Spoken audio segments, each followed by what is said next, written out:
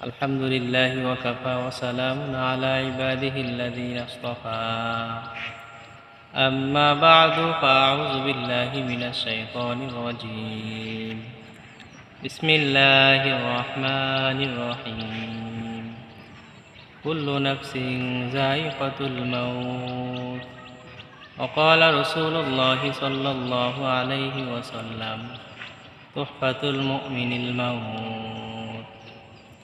اللهم صل على سيدنا محمد وعلى آل سيدنا محمد كلما ذكره الذاكرون وكلما غفل عن ذكره الغافلون الحمد لله রব্বুল আলামিনের কাছে অসংখ্য অগণিত শুকরিয়া যে আল্লাহ পাক রব্বুল আলামিন আমাকে আপনাকে ভালো রাখছেন, এর জন্য বলি আলহামদুলিল্লাহ।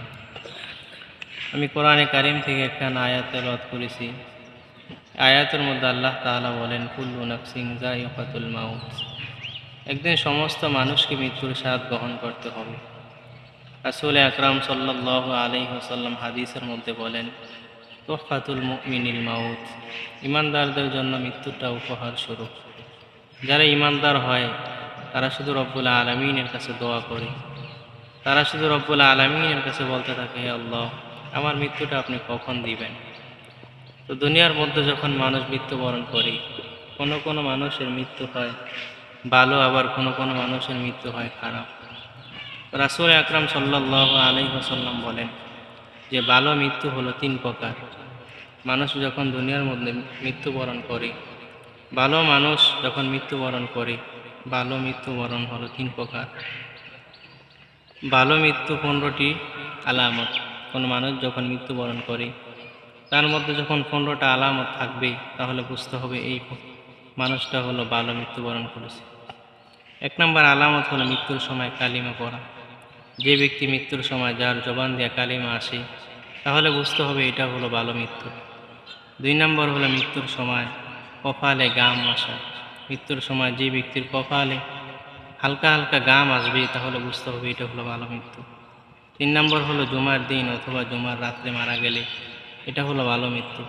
রাসূল আকরাম সাল্লাল্লাহু আলাইহি ওয়াসাল্লাম বলেন, যে ব্যক্তি জুমার দিন অথবা জুমার রাত্রে মারা যাবে, তার মৃত্যুটা হলো খুব ভালো। 4 নম্বর ভালো মৃত্যু হলো আল্লাহর রাস্তায় শহীদ হওয়া। যে ব্যক্তি আল্লাহর রাস্তায় শহীদ হয়, এটা হলো ভালো মৃত্যু। 5 নম্বর হলো কেউ যদি গাছের নিচে অথবা বিল্ডিংয়ের নিচে অথবা পাহাড়ের নিচে পড়ে মৃত্যুবরণ করে, রাসূল বলেন এটা হলো তার ভালো মৃত্যু। 6 নম্বর কোনো মহিলা যদি পেটে সন্তান নিয়ে মৃত্যুবরণ করে অথবা গর্ভ থাকা অবস্থায় মৃত্যুবরণ করে, রাসূল বলেন এটা হলো ভালো মৃত্যু।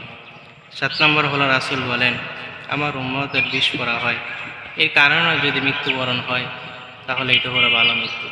অর্থাৎ ওনার যদি কোনো গোটা হয় বা কোনো বিসি হয়, এটা যদি অনেক ব্যথা হয়, এই ব্যথার কারণে যদি উনি মৃত্যুবরণ করে, তাহলে রাসূল বলেন এটা হলো ভালো মৃত্যু।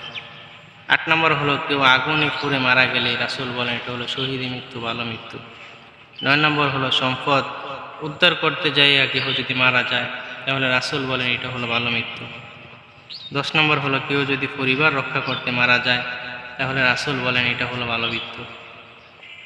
11 নম্বর হলো ইসলামকে হেফাজত করতে গিয়া কোনো ব্যক্তি যদি মারা যায়, তাহলে রাসূল বলেন এটা হলো ভালো মৃত্যু। 12 নম্বর হলো কোনো ব্যক্তি নিজের প্রাণ রক্ষা করতে গিয়ে যদি মারা যায়, তাহলে এটা হলো ভালো মৃত্যু। 13 নম্বর হলো কোনো ব্যক্তি জুলুম প্রতিহত করতে গিয়ে যদি মারা যায়, তাহলে রাসূল বলেন এটা হলো ভালো মৃত্যু। 14 নম্বর হলো কেউ যদি আল্লাহর রাস্তায় পাহারাদারি করতে যাইয়া ওই ব্যক্তি মারা যায়, তাহলে রাসূল বলেন এটা হলো ভালো মৃত্যু। 15 নম্বর হলো কোনো ব্যক্তি সৎকার করছে, তারপর যদি কিছুদিন পরে অথবা কিছু সময়ের পরে ওই ব্যক্তি যদি মারা যায়, তাহলে রাসূল বলেন এটা হলো তার ভালো মৃত্যু।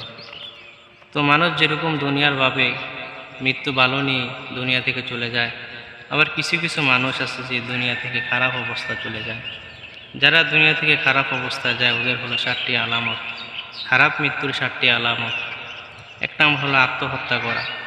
যারা দুনিয়ার মধ্যে আত্মহত্যা করে, রাসূল বলেছেন এটা হলো খারাপ মৃত্যু। 3 নম্বর হলো কালিমা ছাড়া মৃত্যুবরণ করা। যার জবান দিয়ে মৃত্যুর সময় কালিমা আসবে না, রাসূল বলেন এটা হলো খারাপ মৃত্যু। 3 নম্বর হলো যে ব্যক্তি নেশা করতে করতে মারা যায়, যে ব্যক্তি হারাম ভক্ষণ করতে করতে মারা যায়, রাসূল বলেন এটা হলো খারাপ মৃত্যু। 4 নম্বর হলো যদি কোনো ছেলে অথবা মেয়ের উপর তার বাবা মা রাগ করে আর ওই ছেলে মেয়ে এর রাগ নিয়ে যদি মৃত্যুবরণ করে তাহলে এটা হলো খারাপ মৃত্যু। 5 নম্বর হলো যদি কোনো স্ত্রীর উপর তার স্বামী নারাজ থাকে তাহলে রাসূল বলেন এটা হলো খারাপ মৃত্যু। 4 নম্বর হলো কোনো লোক মারা গেলে অন্য মানুষ যদি খুশি হয় যে উনি মারা গেছে ভালোই হয়েছে তাহলে রাসূল বলেন এটা হলো খারাপ মৃত্যু।